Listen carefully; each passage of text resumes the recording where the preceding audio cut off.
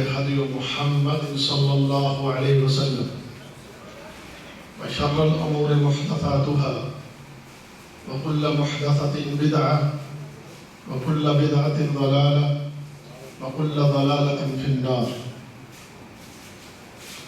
اللهم صل على محمد وعلى آل محمد كما صليت على إبراهيم وعلى آل إبراهيم إنك حميد مجيد. اللهم بارك على محمد وعلى آل محمد كما باركت على إبراهيم وعلى آل إبراهيم إنك حميد مجيد. سبحانك لا علم لنا إلا ما علمتنا إنك أنت العليم الحكيم. رب اشرح لي صدري ويسر لي أمري واحلل عقدة من لساني يفقهوا قولي. قال الله تبارك وتعالى في القرآن الحكيم: أعوذ بالله من الشيطان الرجيم وقال ربكم ادعوني استجب لكم. قابل احترام دوستوں، بھائیوں اور بزرگوں، اللہ رب العزت اپنے بندوں کی دعاؤں کو سنتا ہے اور اپنے بندوں کی دعاؤں کو قبول بھی فرماتا ہے۔ ہم سب اس کے در کے سوالی ہیں، اس کے محتاج ہیں، اس کے فقیر ہیں۔ ہمیں جب بھی کوئی ضرورت پیش آتی ہے تو ہم اسی کے سامنے اپنے ہاتھوں کو، اپنے جھولی کو پھیلاتے ہیں۔ اللہ کا بہت بڑا احسان ہے، یہ اس کا بہت بڑا فضل اور کرم ہے کہ وہ ہم گناہگاروں کی دعا کو سنتا ہے اور ہماری ضرورتوں کو پورا فرماتا ہے۔ انسان جو کوئی بھی اس کے سامنے دعا کرے، فریاد کرے تو اللہ تعالیٰ کے ہاں اس کی فریاد پہنچتی ہے، اس بندے کی آواز وہاں پہنچتی ہے۔ اللہ تعالیٰ اپنے بندوں کی دعا کو سنتا ہے۔ اب کچھ لوگ ایسے ہوتے ہیں کہ جو اللہ تعالیٰ کے بڑے قریب ہوتے ہیں، جو نیک، متقی، پرہیزگار، عابد اور زاہد، ان کی دعائیں اللہ کی بارگاہ میں یقینی طور پر سنی جاتی ہیں اور اللہ انہیں پورا بھی فرماتا ہے۔ جتنا وہ زیادہ ایمان والا اور اعلیٰ عمل کا حامل ہوتا ہے، اللہ تعالیٰ اس اعلیٰ ایمان کے حامل شخص کی دعا کو سنتا بھی ہے اور پورا بھی فرماتا ہے۔ اور ان اعلیٰ ایمان اور اعلیٰ عمل والوں میں انبیاء کرام کی جماعت و جماعت ہے کہ انہوں نے جب بھی اپنے اللہ کو پکارا تو اللہ تعالیٰ نے اپنے نبیوں کی دعا کو قبول فرمایا ہے۔ جیسے کہ سورہ مریم میں حضرت زکریا علیہ السلام، اس بات کا تذکرہ اللہ تعالیٰ نے سورہ مریم میں کیا ہے کہ زکریا نے علیہ السلام، انہوں نے یہ بات کہی کہ اے میرے اللہ، وَلَمْ أَكُنْ بِدُعَائِكَ رَبِّ شَقِيًّا، کہ میں نے جب بھی تیرے سامنے دعا کی، جب بھی میں نے فریاد کی تو دعا کر کے میں کبھی بھی بدبخت نہیں رہا، یعنی کبھی بھی میرے ہاتھ خالی تو نے نہیں موڑے۔ اور نبی کریم علیہ السلام کا فرمان ہے، جب بندہ مومن اپنے رب کی بارگاہ میں اپنے ہاتھوں کو اٹھاتا ہے تو اللہ تعالیٰ اپنے بندے کے ہاتھوں کو خالی موڑنے سے شرما جاتا ہے۔ یعنی آپ کائنات کے خالق و مالک رب العالمین کی بارگاہ میں جب آپ ہاتھ اٹھاتے ہیں، اس سے دعا کرتے ہیں، اس سے کچھ مانگتے ہیں، تو اللہ اپنے بندے کے ہاتھوں کو خالی موڑنے سے شرما جاتا ہے، یعنی اس کے ہاتھوں کو خالی نہیں موڑتا، اس کو عطا فرماتا ہے۔ اور جیسے کہ نبی کریم علیہ السلام کا فرمان ہے، فرمایا کہ انسان اللہ تعالیٰ سے جو دعا بھی کرتا ہے، اللہ تعالیٰ اپنے بندے کی اس دعا کو رد نہیں کرتا، اس دعا کے نتیجے میں کچھ نہ کچھ اپنے بندے کو ضرور عطا فرماتا ہے۔ غور کیجئے گا، توجہ کیجئے گا، موضوع آج تھوڑا سا مختلف ہے، اس میں آپ کے لیے کچھ بڑے فائدے کی چیزیں جو آپ کے سامنے رکھیں گے انشاءاللہ، لیکن توجہ ضروری ہے۔ اور اگر میں 5-7 منٹ اوپر لے جاؤں تو کوئی مسئلہ تو نہیں، کوشش کروں گا اپنے 1 گھنٹے میں پورا کریں انشاءاللہ۔ اللہ کے نبی صلی اللہ علیہ وسلم نے فرمایا کہ جب اللہ کا بندہ اللہ کے سامنے کو دعا کرتا ہے تو اللہ اپنے بندے کی دعا کو رد نہیں کرتا، اسے اس کی دعا کے نتیجے میں کچھ نہ کچھ ملتا ہے۔ یاد ہو اللہ تعالی اس دعا کرنے والے کی جو حاجت اور ضرورت ہو اس کو پورا کر دیتا ہے، جو اس نے مانگا۔ کہتا ہے یا اللہ مجھے فلاں چیز دے دے، یا اللہ میری فلاں مشکل دور کر دے، یا اللہ میرے فلاں مسئلے کو حل کر دے، تو اللہ تعالیٰ اپنے بندے کی اس دعا کو سن کر اس کی حاجت، اس کی ضرورت کو پورا کر دیتا ہے۔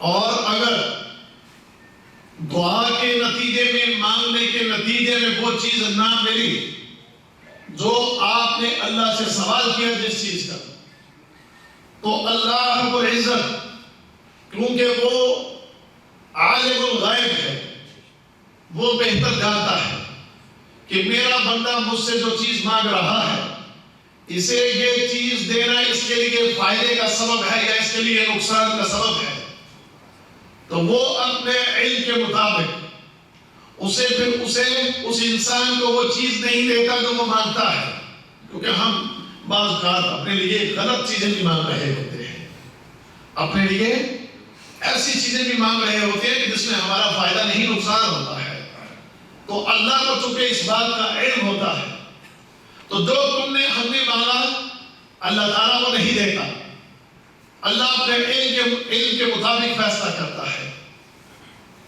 لیکن اب میں نے دعا کی ہے، میں نے مانگا ہے، میں سوالی ہوں، اللہ رب العزت وہ خالق کائنات، نبی کریم علیہ السلام کی بات غلط نہیں ہو سکتی۔ آپ فرماتے ہیں کہ اللہ دعا کو رد نہیں کرتا، تو اگر اللہ نے دعا نہیں سنی، اللہ نے میری ضرورت کو، حاجت کو پورا نہیں کیا، اللہ اکبر، تو پھر کیا ہوتا ہے؟ ہوتا یہ ہے کہ اللہ تعالیٰ اپنے اس بندے کی دعا کے نتیجے میں، اپنے بندے کی اس دعا کی نتیجے میں کوئی آنے والے وقت میں کوئی مشکل، کوئی پریشانی، اللہ تعالیٰ اس دعا کی وجہ سے اس مشکل پریشانی کو ٹال دیتا ہے۔ یعنی دعا رد تو نہیں ہوئی، جو مانگا اگر وہ نہیں ملا تو اس کا کوئی نہ کوئی بدلہ اللہ ضرور دے دیتا ہے۔ اور اسی طرح بعض دعاؤں کو اللہ رب العزت اس کے لیے، آخرت کے لیے ذخیرہ کر دیتا ہے۔ یعنی آج تم نے دعائیں کی، اللہ سے مانگا، اللہ کے سامنے سوال کیے، فریادیں کی، آپ کی حاجت، آپ کی ضرورت، آپ کی فریاد پوری نہیں ہوتے، تو مایوس مت ہو کہ اللہ نے تیری دعا کو نہیں سنا۔ تو قیامت کے دن دیکھے گا کہ دنیا میں جو تم نے اللہ سے دعائیں کی تھی، خالق کائنات ان دعاؤں کو نیکیاں بنا کر قیامت کے دن تیرے نیکی کے پلڑوں میں ڈال دے گا، نیکی کے پلڑے میں ڈال دے گا، یعنی وہ تیرے حسنات پہ، تیری نیکیوں میں اضافے کا سبب بن جاتی ہے۔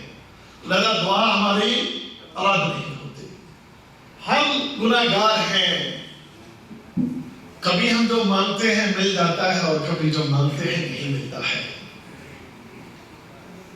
میں نے آپ کے سامنے ایک بات رکھی کہ جس بندے کا ایمان اور عمل اعلیٰ ہوتا ہے، جس کا ایمان اور عمل اعلیٰ پائے کا ہوتا ہے، وہ جب اللہ کے سامنے دعا کرے، کچھ مانگے، کوئی حاجت اللہ کے سامنے رکھے، تو اللہ تعالیٰ اس کی دعا کو رد نہیں کرتا۔ اور اعلیٰ ایمان، اعلیٰ عمل انبیاء کا، رسولوں کا، دیگر لوگوں کی نسبت بہت اونچا ہے، بلند ہے، اور ان میں سب سے زیادہ اعلیٰ ایمان اور اعلیٰ عمل محمد رسول اللہ صلی اللہ علیہ وسلم کا ہے۔ جب نبی کریم علیہ السلام جیسی ہستی، آپ کا مقام اور مرتبہ جتنا اعلیٰ اور بلند ہے ہم جانتے ہیں، جب کہ نبی محمد رسول اللہ صلی اللہ علیہ وسلم کسی کے لیے دعا کر دیں تو اللہ رب العزت اپنے اس نبی کی دعا کو رد نہیں کرتا، دعا کو قبول فرماتا ہے۔ یہ ایمان ہے کہ نہیں ہے؟ محمد کریم علیہ السلام اللہ تعالیٰ سے، اللہ کے بندوں کے لیے جب بھی آپ نے کوئی دعا کی، صحابہ کرام کے لیے آپ نے جب بھی کوئی دعا کی، صحابہ کرام کے لیے آپ نے جب بھی اللہ کی بارگاہ میں ہاتھ اٹھائے، اللہ رب العزت نے اپنے نبی کو مایوس نہیں کیا۔ نبی نے جو سوال کیا اللہ نے عطا فرما دیا، اللہ نے عطا فرما دیا۔ بہت سی مثالیں ہیں احادیث کے اندر کہ لوگوں نے نبی کریم علیہ السلام سے دعا کا کہا، نبی کریم علیہ السلام نے ان کے لیے دعا کی۔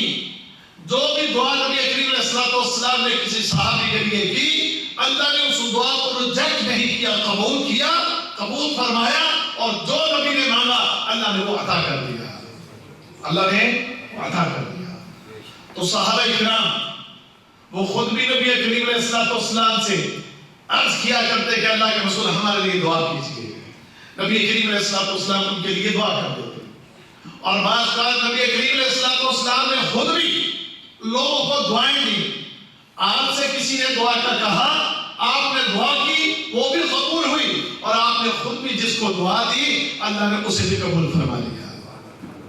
اب وہ صحابہ کی جماعت تھی، نبی کریم علیہ السلام اس وقت چونکہ موجود ہیں، اللہ کے نبی صلی اللہ علیہ وسلم کے سامنے وہ درخواست کرتے ہیں کہ آپ ہمارے لیے دعا کریں۔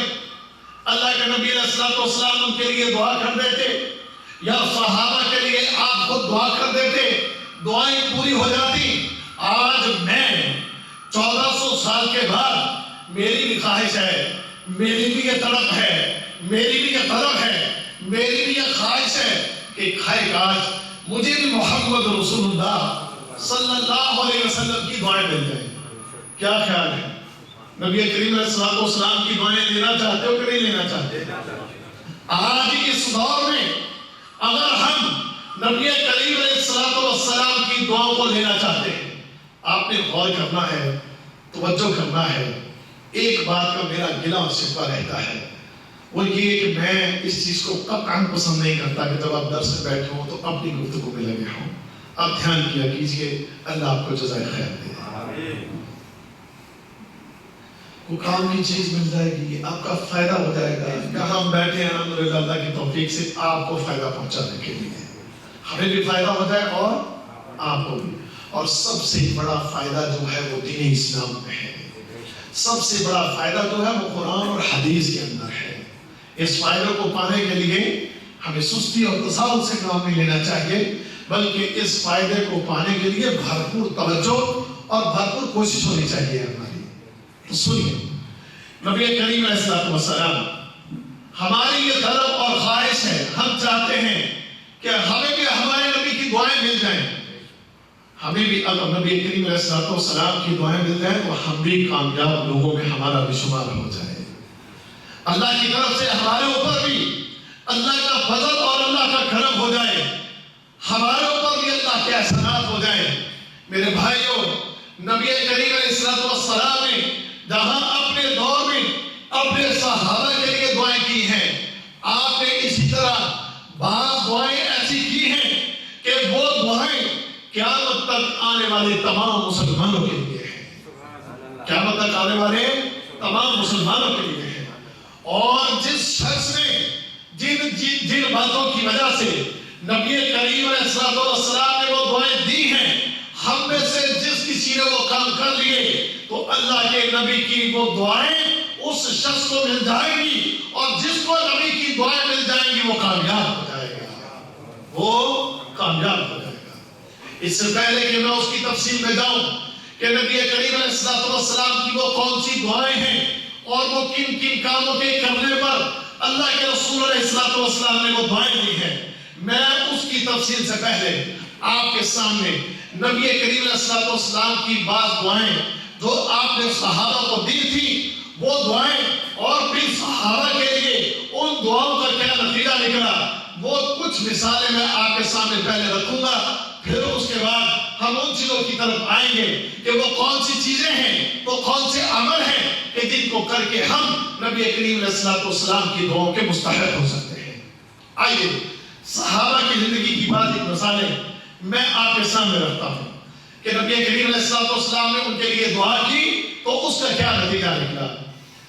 اللہ کے نبی صلی اللہ علیہ وسلم عمر فاروق رضی اللہ تعالی عنہ کہ جنہوں نے ابھی اسلام قبول نہیں کیا تھا، ابھی وہ مشرک، اللہ کے نبی علیہ السلام ایک دن اللہ کی بارگاہ میں دعا کرتے ہیں، دعا کرتے ہوئے اللہ تعالیٰ سے کس بات کی فریاد کی، اللہ سے دعا کی اللہم اعز الاسلام بعمر ابن الخطاب خاصہ۔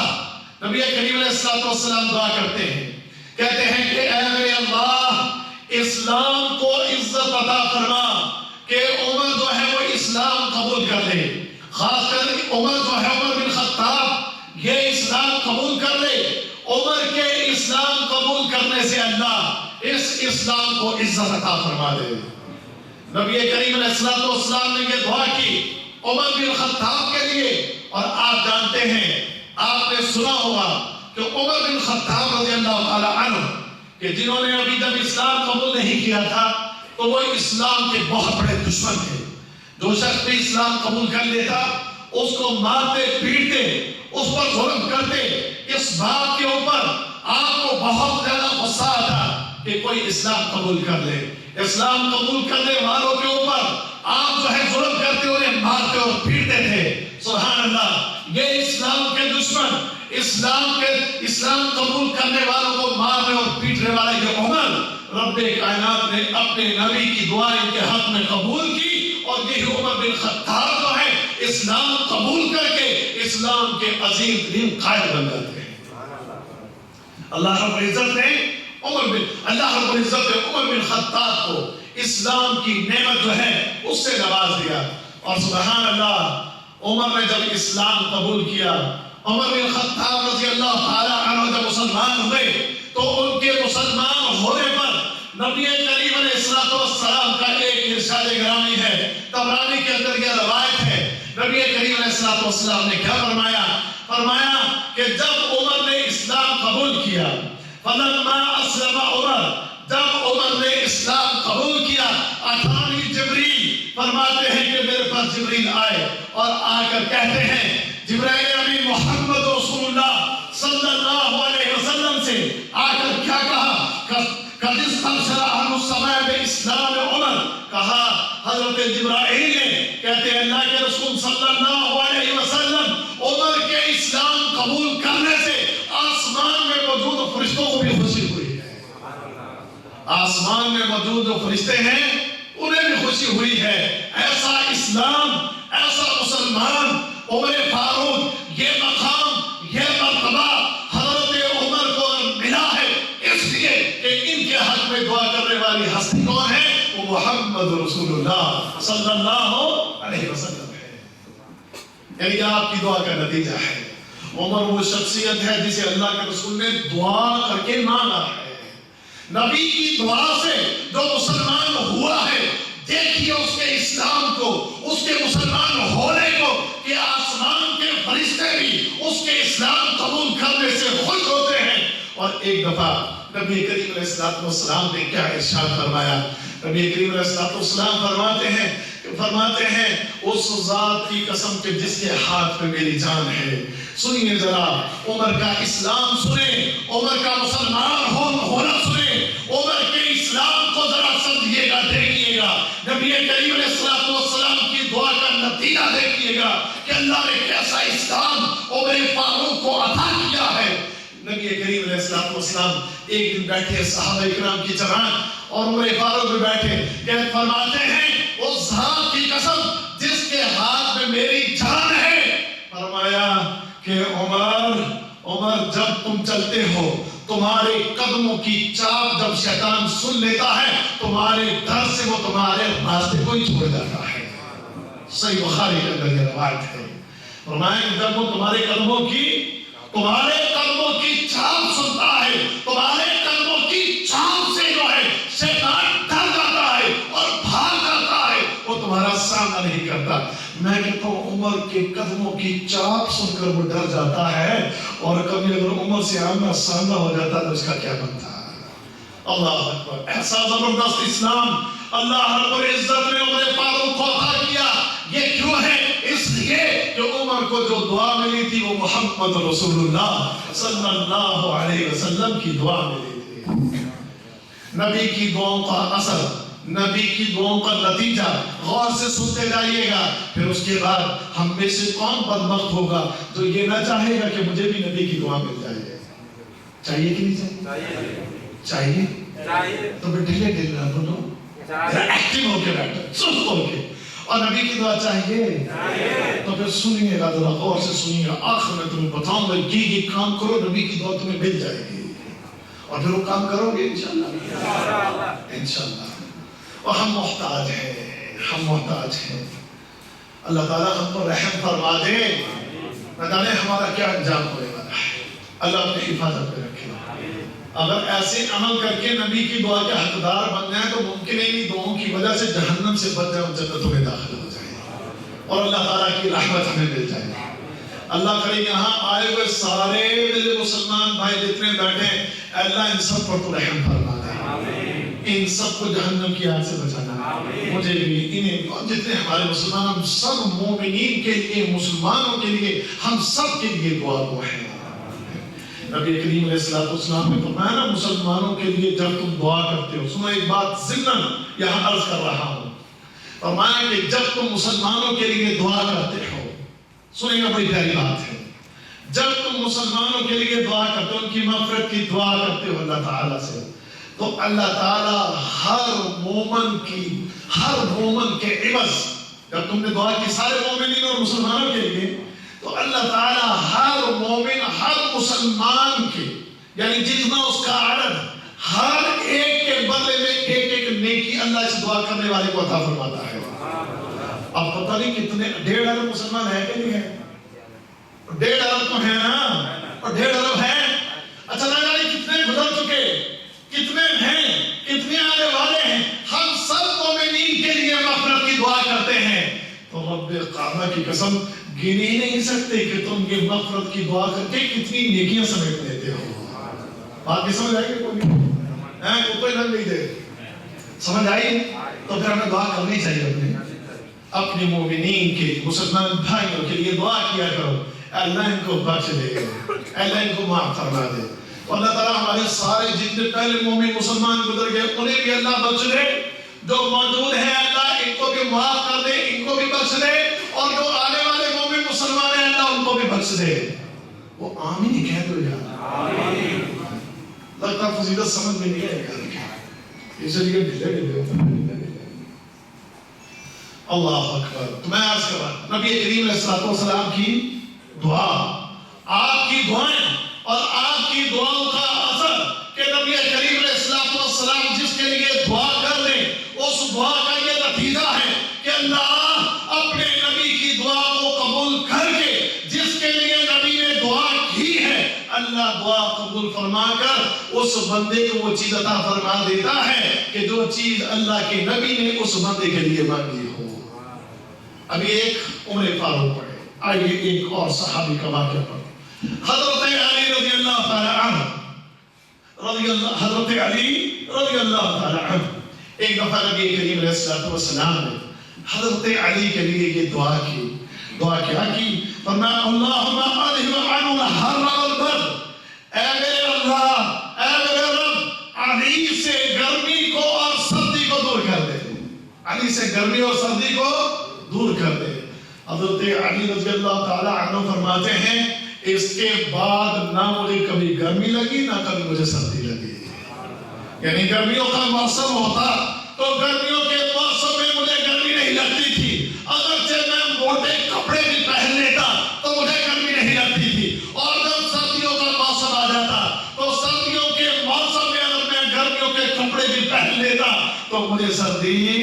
نہیں لگتی. کیوں نہیں لگتی تھی؟ کیونکہ انہیں دعا کس کی تھی؟ دعا تھی محمد رسول اللہ صلی اللہ علیہ وسلم کی. اور یہ بھی جو حدیث ہے یہ طبرانی کے اندر یہ روایت موجود ہے. آگے چلیے. حضرت انس رضی اللہ تعالیٰ عنہ کے بارے میں آپ جانتے ہیں کہ یہ چھوٹی عمر کے تھے جب ان کی والدہ نے انہیں لا کر محمد رسول اللہ صلی اللہ علیہ وسلم کی خدمت میں دے دیا. تو ان کی والدہ حضرت انس کو لے کر نبی کریم علیہ السلام کے پاس آئیں اور آ کر کہتی ہیں اللہ کے رسول صلی اللہ علیہ وسلم یہ خادم کا انس کہ یہ آپ کا خادم ہے انس, میں نے اسے آپ کی خدمت میں دے دیا.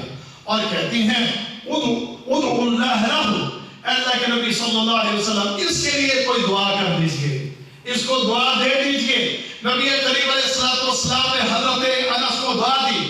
دعا کرتے ہوئے نبی کریم علیہ السلام نے کیا ارشاد فرمایا اللہم اغفر مالہ وولدہ وبارک لہ فیما اعطیتہ. اے اللہ, اے میرے خالق و مالک, اس انس کے مال میں, اس کی اولاد میں, اور جو تو نے اس کو دے رکھا ہے, اے اللہ اسے اس میں برکت عطا فرما دے. اللہ سے دعا کی حضرت انس رضی اللہ تعالیٰ عنہ کے لیے.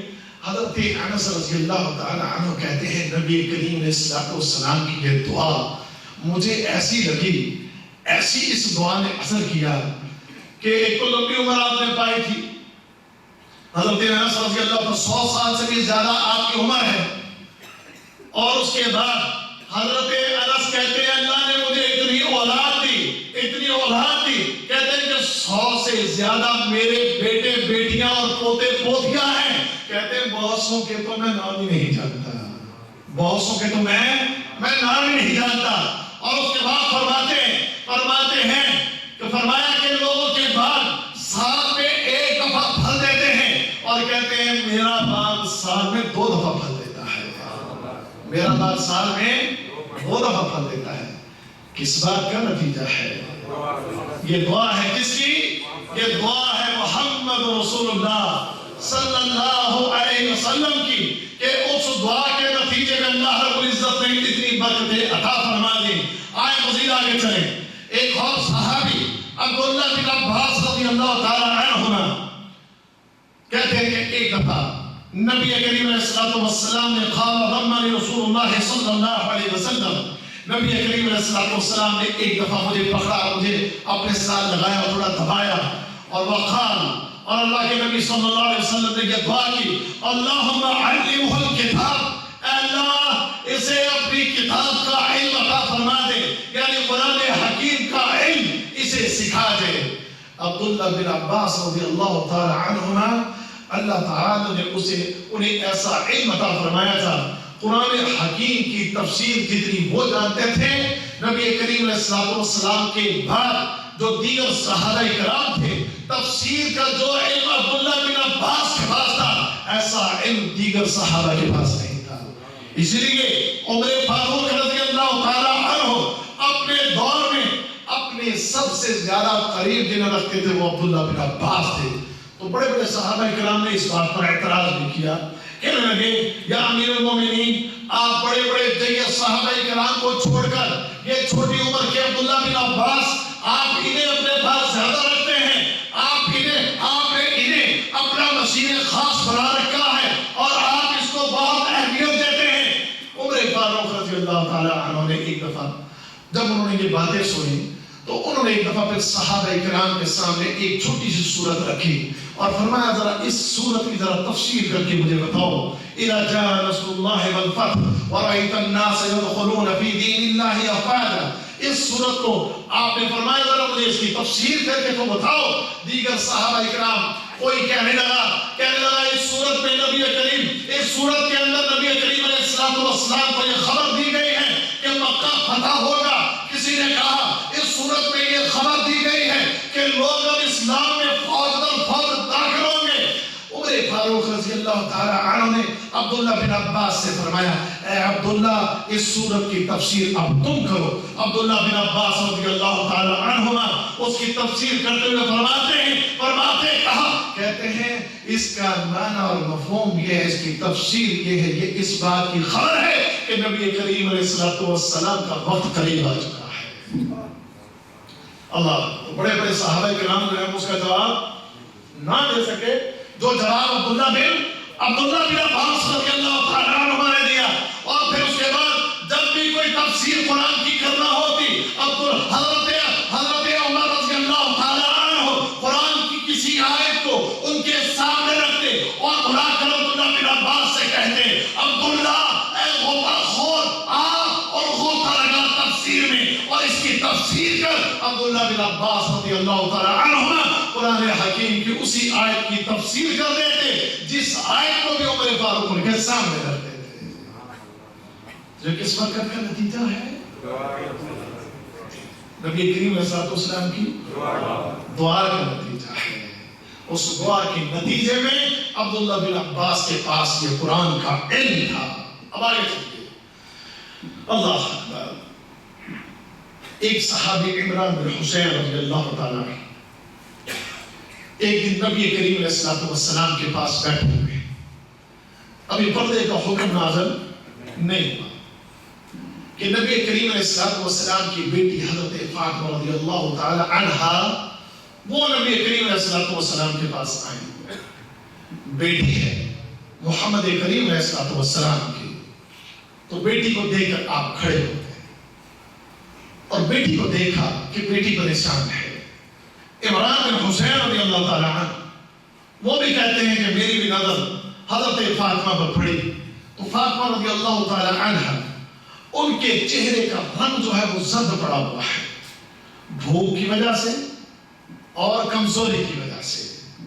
آپ جانتے ہیں وہ دور ایسا دور تھا کہ کئی دن گزر جاتے تھے، کھانے کو نہیں ملتا تھا۔ جیسے حضرت عائشہ صدیقہ رضی اللہ تعالی عنہا فرماتی ہیں، کہتے ہیں کہ مہینہ گزر جاتا تھا، ہمارے گھر میں چولہا نہیں جلتا تھا، مہینہ۔ یہ کون ہستیاں ہیں؟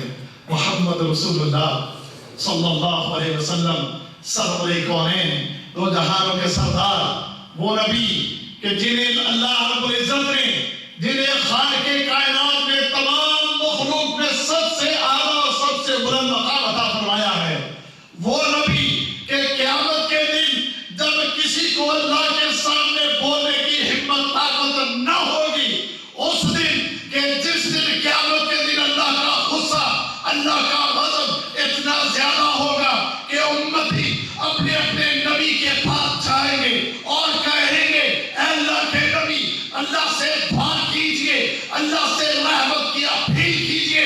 تمام نبی اس دن جواب دے دیں گے اور کہیں گے کہ آج ہم اللہ تعالیٰ کو جتنے غصہ میں دیکھ رہے ہیں، اس سے پہلے ہم نے کبھی اللہ کو اتنے غضب و غضب میں نہیں دیکھا۔ آج ہم میں یہ جرأت نہیں ہے کہ ہم اللہ کے سامنے جا کر بات کر سکیں۔ اس دن جس دن نہ کوئی نبی، نہ کوئی رسول، نہ کوئی فرشتہ، پوری مخلوق میں کوئی بھی اللہ کے سامنے کلام نہ کر سکے گا۔ اگر اس دن کوئی کلام کرے گا، کلام کرنے کی اجازت سب سے پہلے اگر کسی کو ملے گی تو وہ محمد رسول اللہ صلی اللہ علیہ وسلم کو ملے گی۔ سب سے پہلی اجازت اگر ملے گی تو کس کو ملے گی؟ کتنا مقام ہے، کتنا اونچا مقام ہے ہمارے نبی محمد رسول اللہ صلی اللہ علیہ وسلم کا۔ سبحان اللہ۔ لیکن دنیا میں ذرا حالت تو دیکھیں اس نبی کی، نبی کی بیٹی ہے، بھوک سے کئی دن ہو گئے کھانے کو نہیں ملا، رنگ زرد پڑ گیا ہے، ذرا دیکھیں تو صحیح۔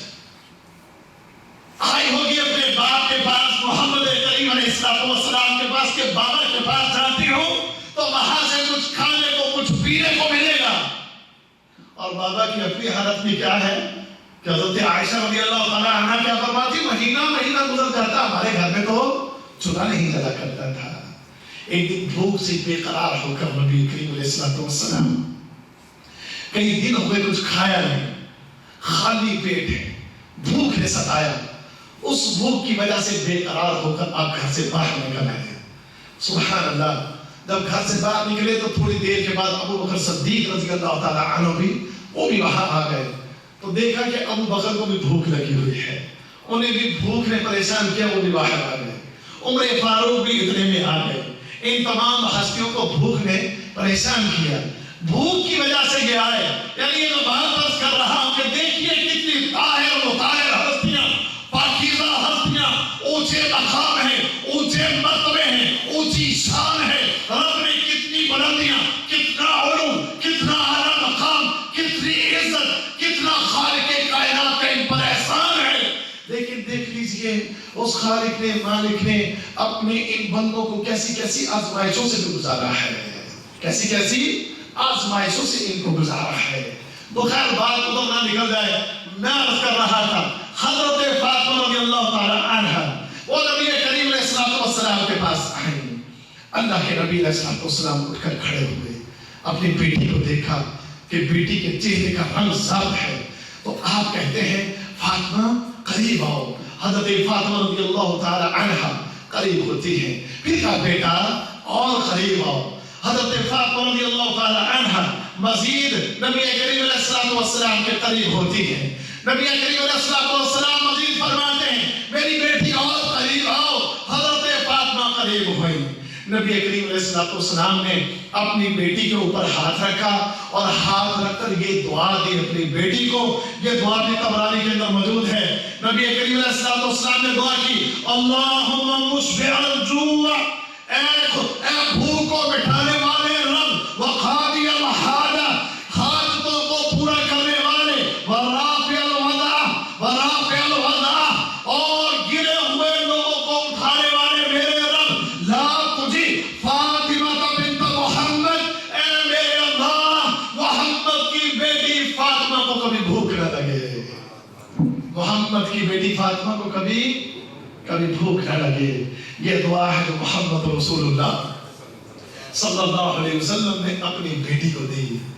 عمران بن حسین رضی اللہ تعالیٰ عنہ کہتے ہیں جب اللہ کے رسول صلی اللہ علیہ وسلم نے اپنی بیٹی کو یہ دعا دی تو میں نے دیکھا ایک دم وہ زرد رنگ جو تھا وہ سرخ ہو گیا. وہ زرد رنگ جو تھا وہ سرخی میں تبدیل ہو گیا. اور اس کے بعد حضرت فاطمہ رضی اللہ تعالیٰ عنہ کہتے ہیں مجھے کبھی بھوک نے نہیں ستایا. اس کے بعد مجھے پھر کبھی بھوک نے نہیں ستایا. تو یہ دعا کس کی ہے؟ یہ کس کی دعا کا نتیجہ ہے؟ محمد رسول اللہ صلی اللہ علیہ وسلم کی دعا کا نتیجہ ہے. دیکھا نبی کی دعائیں کیسے پوری ہوتی ہیں، نبی کی دعائیں کیسے لگتی ہیں. آپ کو بھی چاہیے. ابھی تو میں آپ کا ماحول بنا رہا ہوں، پھر بتاؤں گا کہ وہ کون سے کام ہیں کہ جن کو کرنے سے نبی کی دعا آپ بھی دے سکتے ہیں انشاءاللہ. ابھی آپ سن دیتا ہے تھوڑا سا اور سنیں. ایک اور خالد بن ولید کا نام سنا ہے آپ نے؟ سنا ہے. نبی کریم علیہ الصلوۃ والسلام نے حضرت خالد بن ولید رضی اللہ تعالی عنہ کے بارے میں ارشاد فرمایا تھا. کیا فرمایا تھا؟ اللہم هو السیف من سیوفک، کہ اے اللہ یہ تیری تلواروں میں سے ایک تلوار ہے.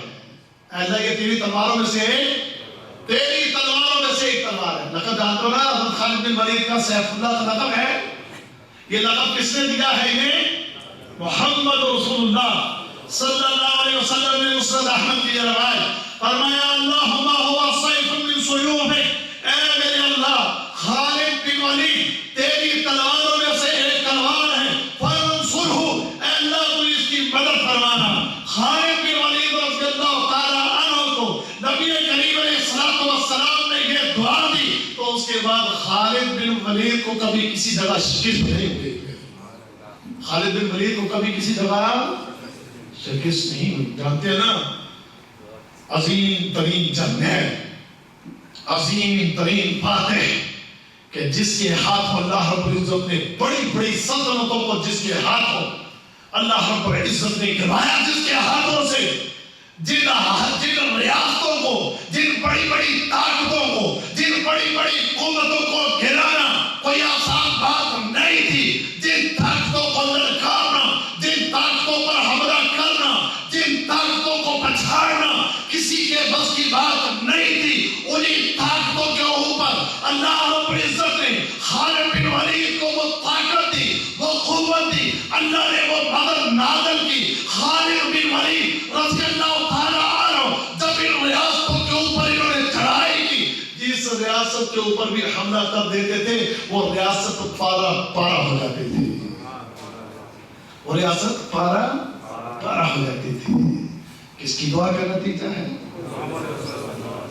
اور میں تاریخ کی کتابوں میں یہ بات پڑھ رہا تھا کہ جب پتہ چلتا نا کسی بستی کو کہ مسلمانوں کی جماعت ہم پر حملہ آور ہو رہی ہے، مسلمانوں کی جماعت حملہ آور ہو رہی ہے، اور اس مسلمانوں کی جماعت کا سپہ سالار خالد بن ولید ہے، جب انہیں یہ پتہ چل جاتا کہ اس کا سپہ سالار خالد بن ولید ہے، تو وہ اپنے سپاہیوں سے، اپنے فوجیوں سے یہ کہتے اس کا مقابلہ ہم نہیں کر سکتے، جس لشکر کا سپہ سالار خالد بن ولید ہو اس کا مقابلہ کرنے کی ہمت، طاقت، قوت ہمارے اندر نہیں ہے، اپنی جانیں بچاؤ، آنے والوں سے صلح کر دو، اپنی جانیں بچاؤ، آنے والوں سے صلح کر دو۔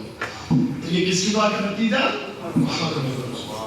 اللہ علیہ وسلم۔ اب آگے چلیں، ٹائم زیادہ ہو رہا ہے اس لیے تھوڑا بیان کر کے۔ ابو ہریرہ رضی اللہ تعالی عنہ اپنی ماں کو دین کی باتیں سکھا رہے، سمجھا رہے، دعوت دے رہے ہیں۔ ان کی والدہ اس نے اسلام قبول نہیں کیا تھا، مشرکہ تھی۔ ابو ہریرہ رضی اللہ تعالی عنہ، آپ ان کے مقام اور مرتبے کو جانتے ہیں، اپنی ماں کو ایک دن بیٹھے سمجھا رہے ہیں، اماں اسلام قبول کر لے، اسلام یہ ہے، یہ اس کی شان ہے، یہ مقام ہے، یہ مرتبہ ہے، یہ عزت ملتی ہے۔ محمد کریم علیہ السلام کلمہ پڑھ لے تو ان کا، تو ابو ہریرہ کی ماں نے آگے سے کوئی غصے میں بات کہہ دی اور نبی کریم علیہ السلام کے خلاف بھی بول گئی۔ ابو ہریرہ رضی اللہ تعالی عنہ کو اتنا غم ہوا، اتنے پریشان ہوئے کہ رونے لگ گئے اور اپنی ماں کے پاس سے اٹھے اور اٹھ کر اپنے نبی کریم علیہ السلام کے پاس آئے اور رونے لگے، روتے روتے کہتے ہیں اللہ کے رسول صلی اللہ علیہ وسلم میری ماں کے لیے دعا کیجئے، میری ماں جو ہے میں اس کے بارے میں بڑا پریشان ہوں۔ صحابی تھا، ماں کی قدر جانتا تھا، ماں سے محبت تھی، ہم جیسے نہیں کہ جنہیں ماں کی قدر معلوم نہ اور ماں سے محبت نہ کرتے ہوں، ماں سے محبت تھی۔ اور دوسری طرف اسلام تھا، اسلام وہ چاہتے تھے کہ میری ماں بھی اسلام قبول کر کے اپنے آپ کو جہنم سے بچا لے، اس لیے نبی کریم علیہ السلام سے درخواست کرتے ہیں اللہ کے نبی میری ماں کے لیے دعا کر دیجئے۔ نبی کریم علیہ السلام نے دعا فرمائی، کہتے ہیں اللہم اہد ام ابی ہریرہ، اللہم اہد ام ابی ہریرہ۔ اللہ کے نبی صلی اللہ علیہ وسلم دعا کر رہے ہیں، اے اللہ ابو ہریرہ کی والدہ کو ہدایت دے دے، اللہم اہد ام ابی ہریرہ، ابو ہریرہ کی والدہ کو اللہ ہدایت دے دے۔ نبی کریم علیہ السلام نے دعا کر دی۔ اب ابو ہریرہ رضی اللہ تعالی عنہ گھر واپس آ گئے، دیکھا گھر کا دروازہ بند ہے تو دروازے کو کھٹکھٹایا، اندر سے ماں نے آواز دی، کہنے لگی باہر رکو میں نہا رہی ہوں۔ باہر رکے ابو ہریرہ، اس کے بعد کیا دیکھتے دروازہ کھلا، ماں نے اپنے اوپر اوڑھنی لے رکھی ہے اور بیٹی کو کہتی ہے میرے بیٹے اشہد ان لا الہ الا اللہ واشہد ان محمدا عبدہ ورسولہ، میں گواہی دیتی ہوں کہ اللہ کے ساتھ کوئی شریک نہیں، اللہ ہی حقیقی معبود ہے، اور میں اس بات کی بھی گواہی دیتی ہوں کہ محمد اللہ کے بندے اور اللہ کے رسول ہیں صلی اللہ علیہ وسلم۔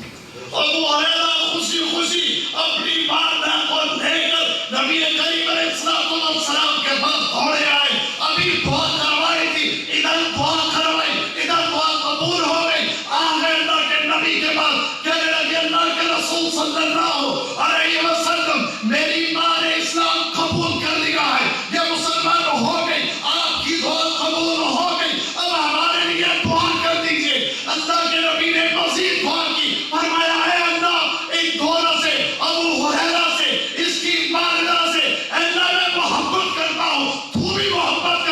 مومنین کے دل میں بھی ان کی محبت کو پیدا کر دے۔ ابو ہریرہ رضی اللہ تعالیٰ عنہ کہتے ہیں میں جس مومن مسلمان سے ملا میں کیا دیکھتا ہوں کہ وہ مجھ سے محبت کرتا تھا، وہ مجھ سے، ہم بھی کرتے کہ نہیں کرتے؟ وہ کرتے ہیں نا، قیامت تک جتنے مومن مسلمان ہیں وہ ابو ہریرہ سے محبت کرتے ہیں رضی اللہ تعالیٰ عنہ۔ تو یہ کس کی دعا کا نتیجہ ہے؟ آج کیا گھر ڈھیلے ڈھیلے کیوں بولتے ہیں آپ؟ شیخ صاحب نہیں ہے اس لیے وہ شیخ کو نہیں بیٹھا ہے، شیخ سے باہر بیٹھے ہیں۔ اچھا شیخ سامنے روڈ اور کھڑے ہیں۔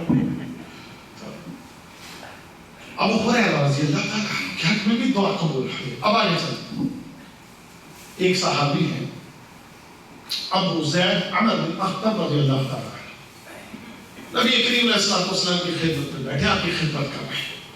نبی کریم علیہ السلام نے ان کو دعا دی، جملک اللہ، اللہ تجھے حسن و جمال عطا فرمائے، اللہ تجھے حسن و جمال عطا فرمائے۔ نبی کریم علیہ السلام کی دعا کا نتیجہ 94 سال عمر ہو گئی، کتنی؟ 94 سال عمر ہو گئی، اور ایک بار بھی سفید نہیں آیا تھا، ایک بار بھی سفید نہیں آیا تھا۔ اور حسن و جمال اللہ نے اس عمر میں بھی ان کا قائم رکھا۔ یہ کس کی دعا ہے؟ یہ دعائے محمد صلی اللہ علیہ وسلم۔ آگے چلیں، بدر کے دن اہل بدر میدان میں پہنچے۔ آپ جانتے ہیں مسلمان کتنے تھے؟ 313 مقابلے پر کتنے تھے؟ مقابلے پر 1000 ہے۔ اچھا مسلمان تو 313 گئے، پاس نہ کوئی اسلحہ ہے، نہ پاس کوئی سواریاں ہیں، ننگے پاؤں ہیں، لباس کی حالت بھی یہ ہے کہ پیبند لگے ہوئے ہیں۔ اس حالت میں 313 میدان میں آئے، مقابلے پر 1000 ہے، ان کے پاس گھوڑے ہیں، ان کے پاس اونٹ ہیں، تلواریں ہیں، نیزے ہیں، تیر ہیں، اسلحہ سے لیس ہیں، بھرپور اسلحہ لے کر میدان میں اترے ہیں۔ نبی کریم علیہ السلام نے جب یہ حالت اور کیفیت دیکھی اور اپنے صحابہ کی طرف نظر کی تو اللہ کی بارگاہ میں اپنے ہاتھوں کو اٹھایا اور دعا کی۔ دعا کیا کی؟ دعا کرتے ہیں، فرمایا اللہم انہم حفاظ، اے اللہ میں اپنے ساتھ جن کو لے کر آیا ہوں یہ ننگے پاؤں ہیں، فاحملہم، اے اللہ انہیں سواریاں عطا فرما۔ پھر فرمایا اللہم انہم اوراد فافصحم، فرمایا اے اللہ میں جنہیں اپنے ساتھ لے کر آیا ہوں یہ ننگے بدن ہیں، ان کو لباس پہنا دے۔ اللہم انہم جیعان فاشبعہم، اے اللہ جنہیں میں لے کر آیا ہوں یہ خالی پیٹ ہے، بھوکے ہیں، اے اللہ ان کی بھوک کو مٹا دے۔ نبی کریم علیہ السلام نے یہ دعائیں کی 313 اپنے ساتھیوں کے لیے، صحابہ کے لیے، اور جب بدر میں اللہ تعالیٰ نے فتح عطا فرما دی تو فرماتے ہیں اس کے بعد کی حالت اور کیفیت یہ تھی کہ یہ صحابہ جب بدر سے واپس جا رہے تھے ایک بھی ایسا نہیں تھا جو پیدل ہو، ہر ایک کو اللہ تعالیٰ نے کم از کم ایک اور کئیوں کو 2-2 3-3 سواریاں عطا فرما دی، اور وافر مقدار میں اللہ نے خوراک اور پوشاکیں بھی عطا فرما دی۔ کس کی دعا کا نتیجہ ہے؟ محمد رسول اللہ۔ ایک اور سن لیجیے، پھر اس کے بعد اب اپنی طرف آتے ہیں۔ ایک دفعہ کافی عرصہ ہو گیا بارش نہیں ہو رہی، خشک سالی ہے، جمعہ کے دن آپ خطبہ دے رہے ہیں، تو اسی دوران خطبے کے دوران ایک شخص جو ہے وہ مسجد میں داخل ہوا اور آ کر کہنے لگا اللہ کے رسول صلی اللہ علیہ وسلم دعا کیجئے، مویشی جو ہیں وہ پیاس کی وجہ سے، پانی نہ ملنے کی وجہ سے مر رہے ہیں، دعا کیجئے، مدینہ میں پانی کی اس وقت شدید قلت ہے، دعا کریں کہ اللہ تعالیٰ بارش برسا دے۔ نبی کریم علیہ السلام نے ہاتھ اٹھائے اور دعا کرنا شروع کر دی، اللہم اسقنا اللہم اسقنا اللہم اسقنا۔ نبی کریم علیہ السلام بھی یہ دعا فرما رہے تھے۔ حضرت انس رضی اللہ تعالیٰ عنہ کہتے ہیں کہ جب ہم مسجد میں آئے تھے تو کوئی بادل نہیں تھا، دور دور تک بادلوں کا کوئی نشان نہیں تھا۔ کہتے ہیں کہ نبی کریم علیہ السلام نے ابھی یہ دعا ختم ہی کی تھی کہ اچانک کیا دیکھتے ہیں، ایک طرف سے بادل کا ٹکڑا آیا اور اسی وقت جو ہے بارش برسنا شروع ہو گئی۔ کہتے ہیں جمعہ پڑھ کے ہم باہر نکلے، آئے تھے، بادل کا نام و نشان نہیں تھا۔ جب گھروں کو واپس آ رہے تھے تو بارش میں بھیگتے ہوئے واپس آ رہے تھے، بارش میں بھیگتے ہوئے واپس آ رہے تھے۔ اچھا کیا ہوا کہ 8 دن بارش ہوتی رہی۔ کتنے دن ہوتی رہی؟ 8 دن بارش ہوتی رہی۔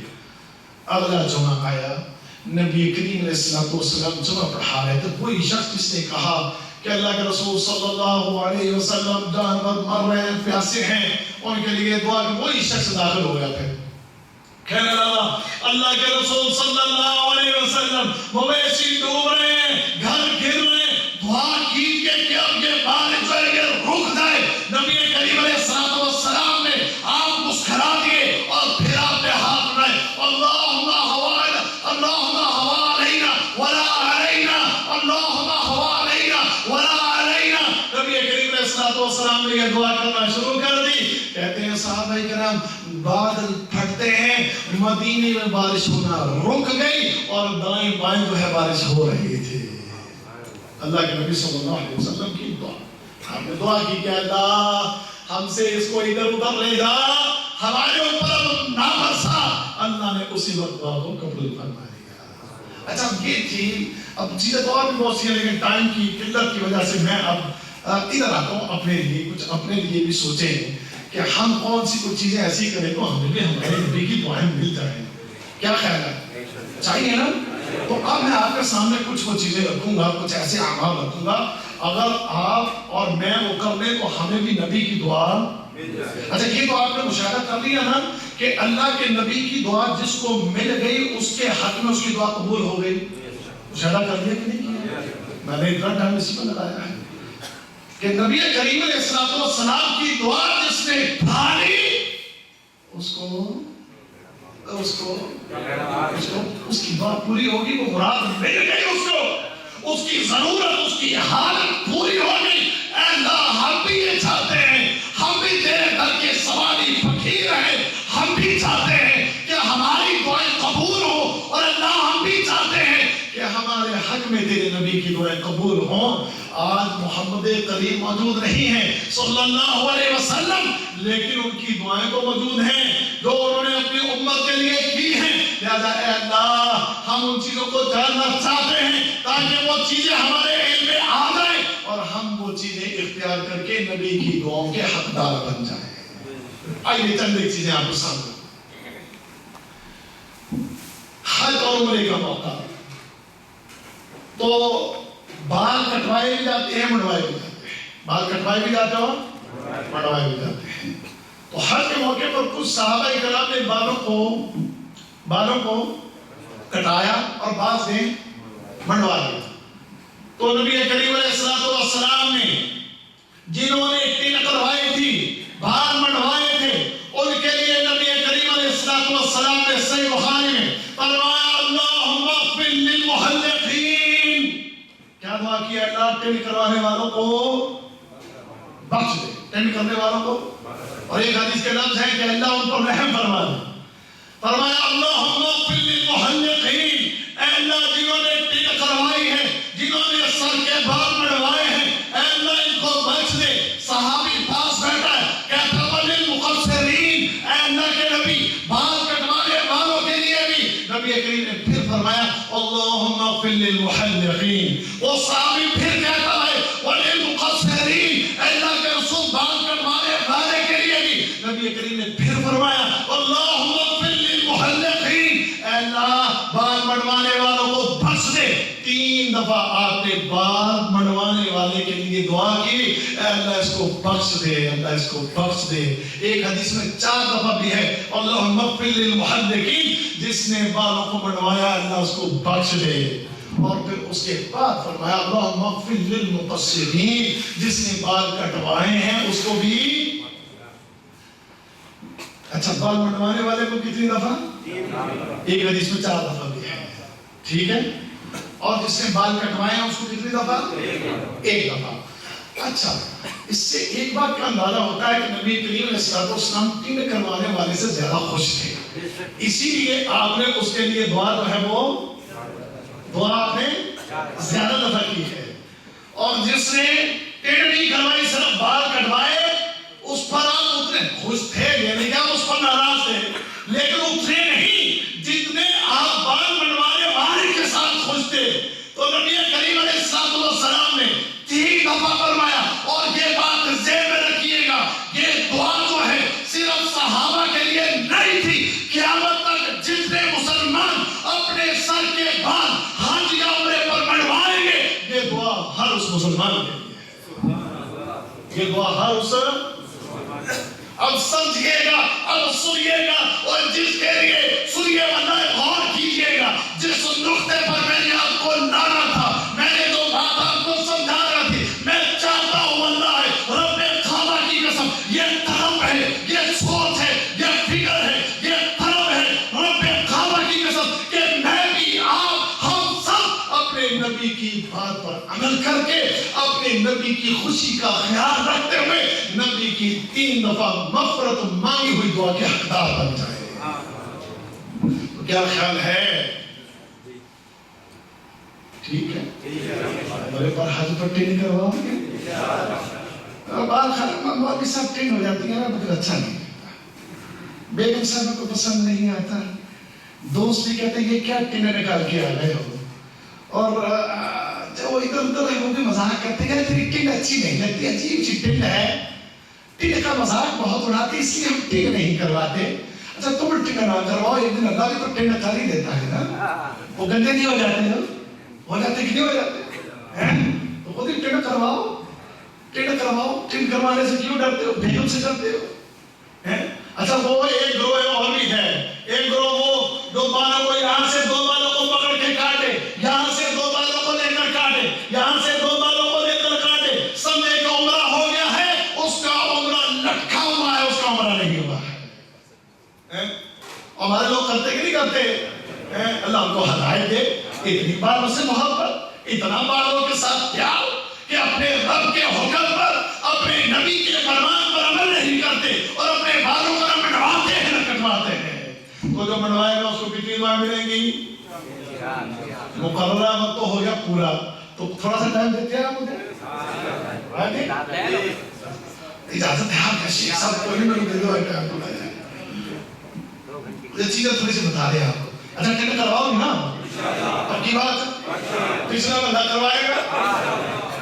اور یہ ایمان ہے نا کہ نبی نے مغفرت کی دعا کی ہے، نبی نے مغفرت کی دعا کی ہے. اس افسوس میں بات کرنے لگا، غور کرنا، اللہ کی قسم تمہارے لیے اپنے لیے حریص اس بات کا، حریص اس بات پر ہو کہ جب بھی آپ جائیں عمرہ کریں، حج کریں، یہ سوچ کر تم نے ٹک کروانا ہے کہ میں ٹک کرواؤں گا تو نبی کی دعا مجھے مل جائے گی، اور دعا مغفرت کی ہے، مجھے رب سے امید ہے رب مجھے معاف کر دے گا، رب مجھے بخش دے گا. یہ سوچ کر انشاءاللہ مغفرت چاہیے نا، تو ٹین کروانے والے کو یہ دعا 3 دفعہ مل جائے گی انشاءاللہ. اللہ ہمیں کی توفیق دے. آگے چلو ایک اور چیز. ایک دفعہ ایک صحابی صخر غامدی رضی اللہ تعالیٰ عنہ نبی کریم علیہ السلام کے پاس بیٹھے.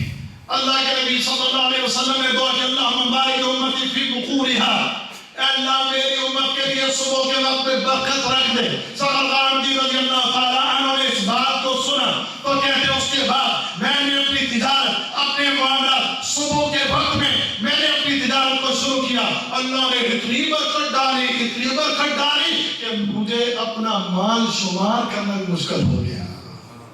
اللہ کے نبی نے دعا کیا کہ اللہ میری امت کے لیے صبح کے وقت میں برکت رکھ دے. اللہ میری امت کے لیے صبح کے وقت میں برکت رکھ دے. تو صحابی کو پتا تھا کہ یہ دعا نبی کی ہے اور دعائیں نبی جو ہے وہ اللہ کے ہاں قبول ہوتی ہے. لہذا انہوں نے صبح کے وقت میں اپنے بزنس کو، اپنی تجارت کو، اپنے کام کو صبح کے اول وقت میں شروع کیا. کہتے ہیں نماز کے بعد میں اپنی تجارت کے لیے نکلا کرتا، تجارتی قافلے نکالا کرتا تھا. اللہ نے اتنی برکت ڈال دی کہ اس مال کو شمار کرنا، گننا میرے لیے مشکل ہو گیا. اور ہم تو سوئے رہتے ہیں، ہم کب اٹھتے ہیں؟ کبھی 9 بجے، کبھی 10 بجے.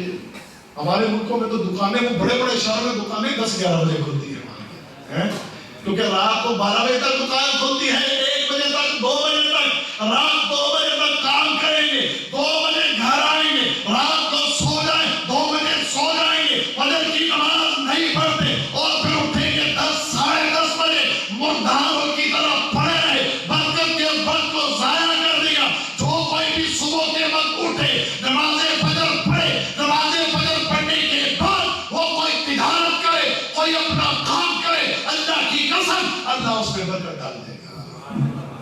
کیونکہ یہ دعا ہے کس کی؟ سمجھا کے چلیے.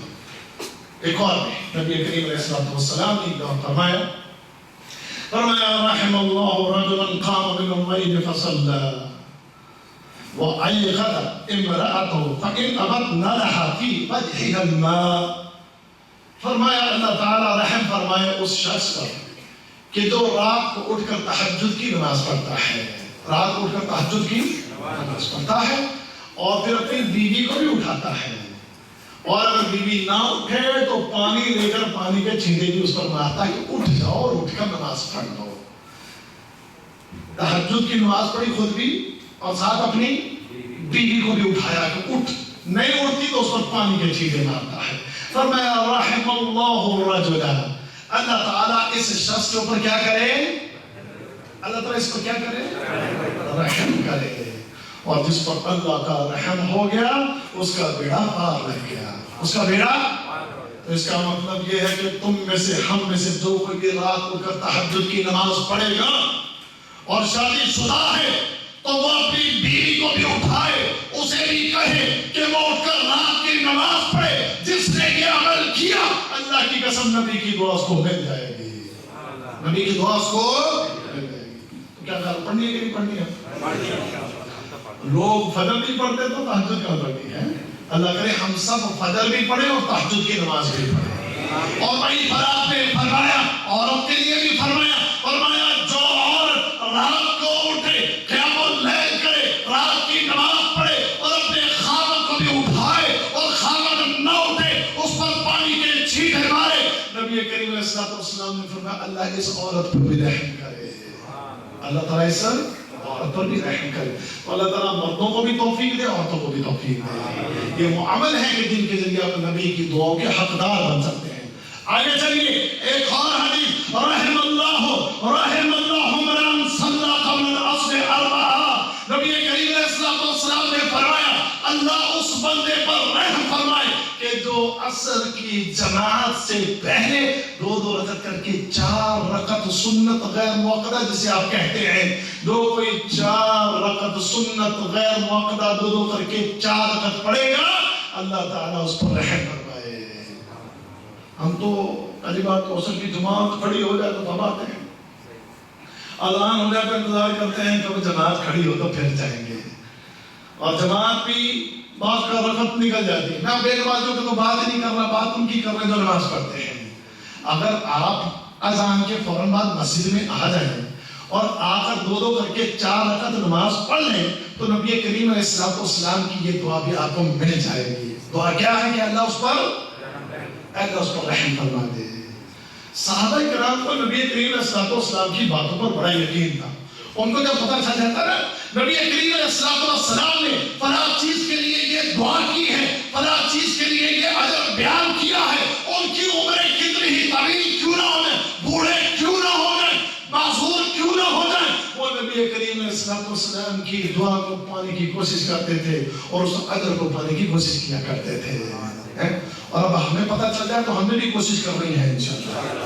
عصر کی نماز کے آپ نے کیا کرنا ہے؟ ہمیں 2 کر کے 4 رکعت نماز فرضوں سے اذان ہو جائے گا تو گھروں سے نکلنا اور آ کر نماز پڑھو تو یقین اللہ آپ پر رحم کرے گا انشاءاللہ. کیونکہ یہ دعا کس کی ہے؟ محمد رسول اللہ صلی اللہ علیہ وسلم. آگے چلیں گے ایک اور سنیے گا. نبی کریم علیہ السلام نے فرمایا اللہم ارشد الائمہ واغفر للمؤذنین. نبی کریم علیہ السلام نے ائمہ کرام کے لیے دعا کی اللہ ان کو ہدایت دے دے. واغفر للمؤذنین، اے اللہ اذان دینے والوں کو بخش دے، اذان دینے والوں کو بخش دے. اذان دینا بڑی نیکی ہے، اذان دینا بڑی نیکی ہے. اب اگر آپ اس نظریے سے اذانیں دیا کریں گے کہ اللہ کے نبی نے دعا کی ہے مغفرت کی تو یقیناً اللہ آپ کو بھی بخش دے گا انشاءاللہ. مؤذن اذان دینے والا.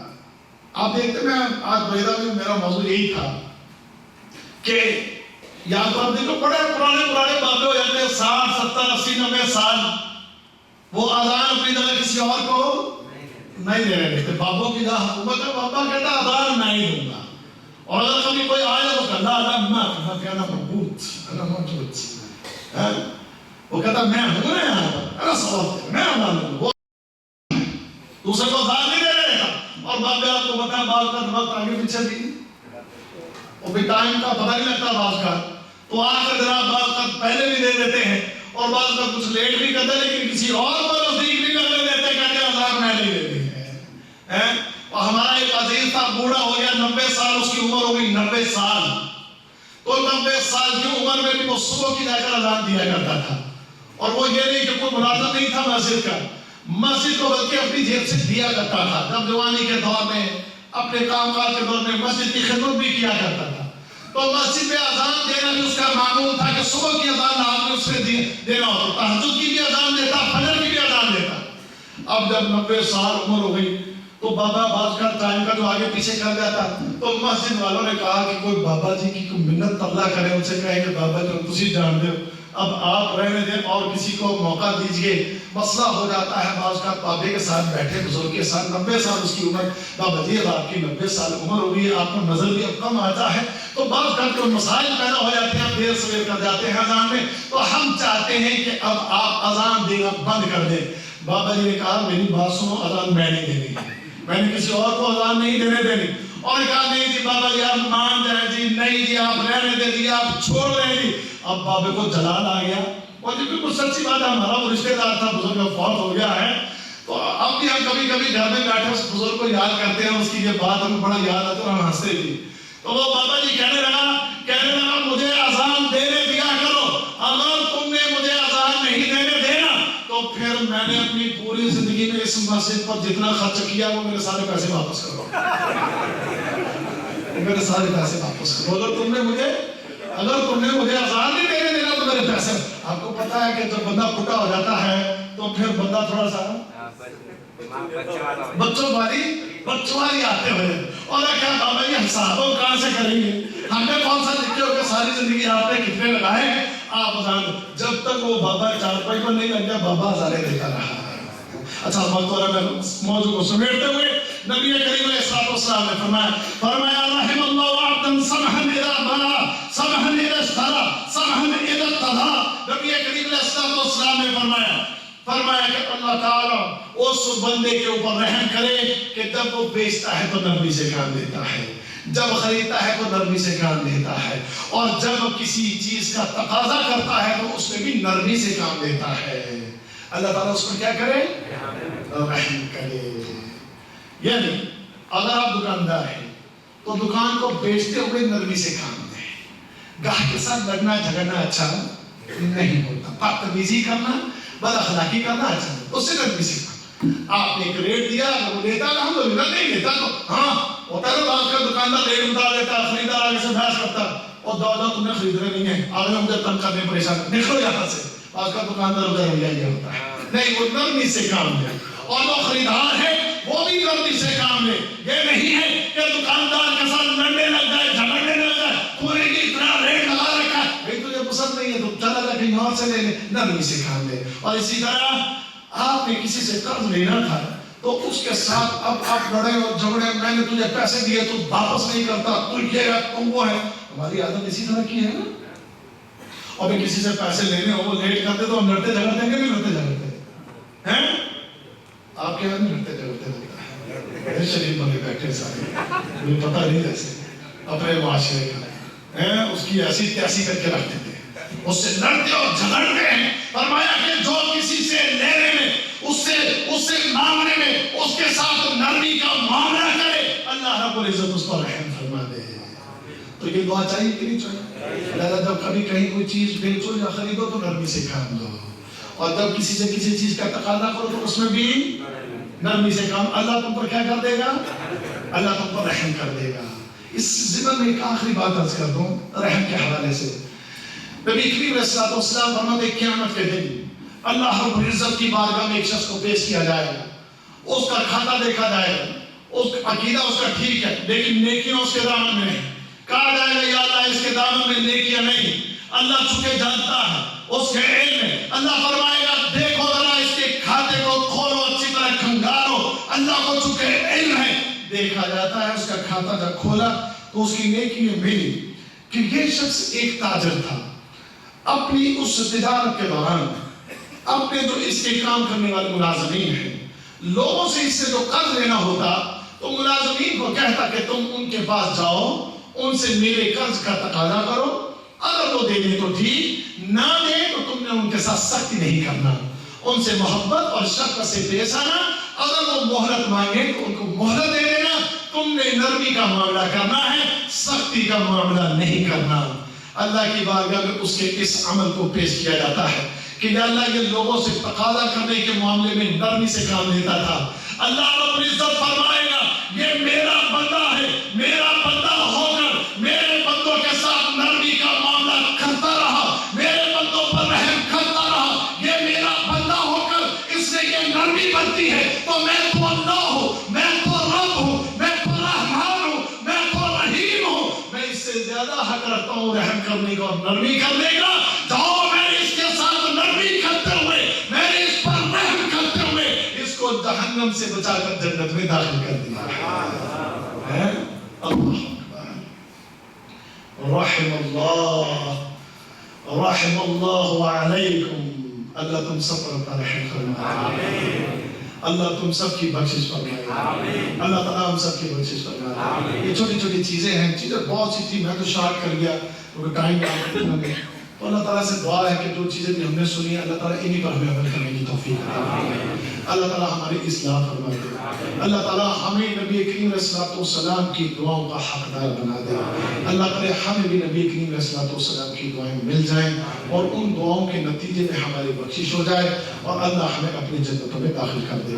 جزاکم اللہ خیر، تھوڑا وقت زیادہ لینے پر میں آپ سے معذرت چاہتا ہوں۔ السلام علیکم ورحمۃ اللہ۔